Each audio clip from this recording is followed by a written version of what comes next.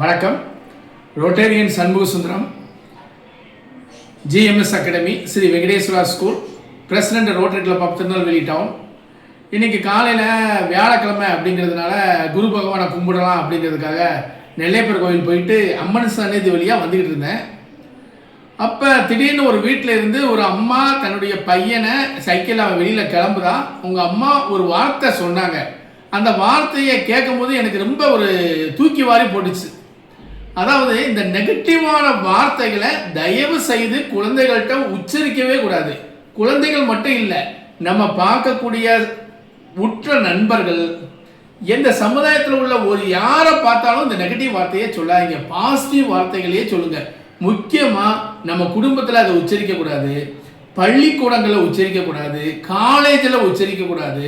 அதாவது மொத்தத்தில் அந்த சமுதாயத்தில் நம்ம உச்சரிக்கவே கூடாது. அதாவது என்ன சொல்லுவாங்க, படிக்கலைன்னா உருப்படாம போயிடுவேன், இவனுக்கு மேக்ஸே வராது, பணம் இல்லாதனா நாய் கூட உடனே மதிக்காது, என் பேச்சை கேட்கலன்னா நீ அவ்வளவுதான், எரும மாடு மேய்க்கத்தான் நீ லாயக்கு அப்படிங்கிற வார்த்தைகளை நிறைய பேர் சொல்றதை கேட்டிருக்கேன்.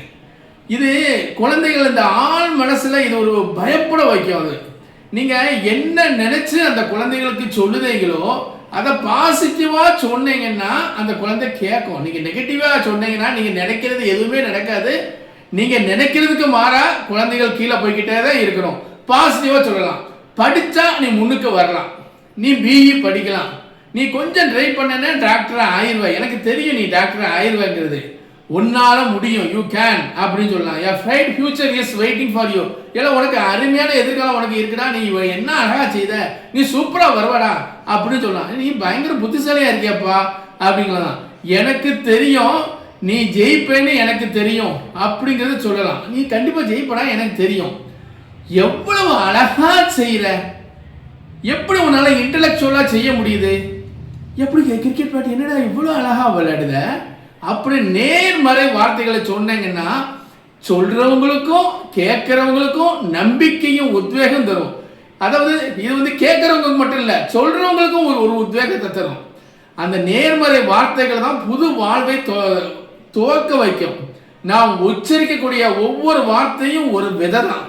நல்ல விதையை விதைப்போம், ஒரு பலமான அறுவடையை எடுப்போம். நன்றி, வணக்கம்.